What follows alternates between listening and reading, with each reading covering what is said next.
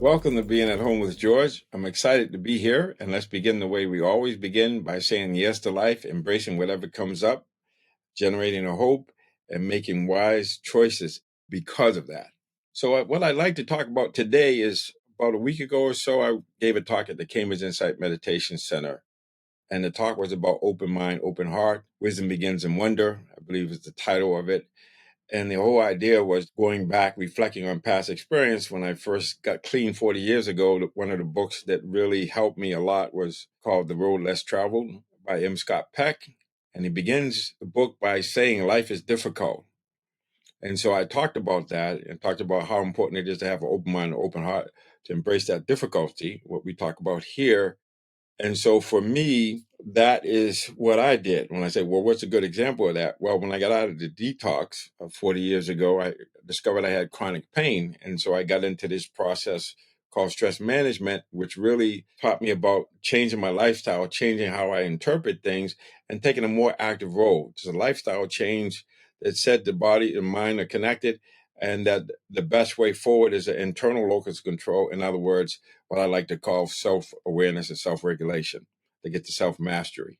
And so I learned this process where we were given a lot of books and given research, and we were tested pre and post and whatnot. But the main thing was I discovered the mind and body are connected, and that I had this ability to relate to anything in a way where I felt like I had, we call it strong self-efficacy belief now, but that no matter what happens to me, I had freedom and power to choose how I was going to respond to it, creating that space between stimulus and response.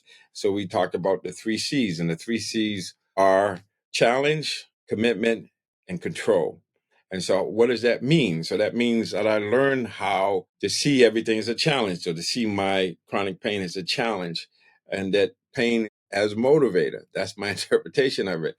And this idea of the commitment to my own growth and development, seeking to understand, wanting to understand how is this and how do I relate to it in a way that empowers, moves, and excites me. And the third C is control. No matter what happens to me, no matter what happened to me in the past or the future or right now, I have the freedom and power to respond to it. So the control, I have control on how I respond to it. I can react to it, which is no control, just knee jerk, just habitual way of being, or I can create space between stimulus and response so I can choose according to my values, according to where I want to go, according to who I say I am.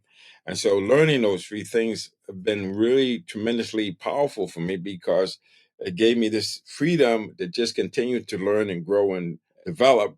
But at the same time, that was chronic pain, but there's many more things, because life is difficult. We're going to have that. But how I relate to it has everything to do with whether I'm in survival mode or in thriving mode. And so to me, this has been my life. This is what I've been teaching. And it's interesting because back 40 years ago, we didn't have a lot of research. Now we have research, and the research says that 90% of our long-term happiness is predicated on how the brain and the nervous system interprets experience. Not 10%, but 90%. And so I reflect back on that, and the 3 C's gave me that stress hardiness, that resilience to be able to say, no matter what happens to me, chronic pain or no, I can thrive on it.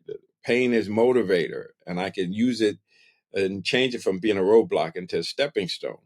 And that's what I've been able to do. And I like to look at it like self-awareness, self-regulation, including how I interpret experience, but thoughts, feelings, behaviors, that I have control over that. It's an internal locus of control. So no matter what happens to me, I get to choose the attitude, and your attitude is the latitude.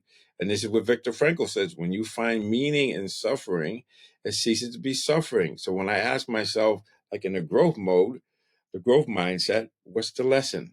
And once I learn the lesson, if I want to keep it, I have to teach it and give it away.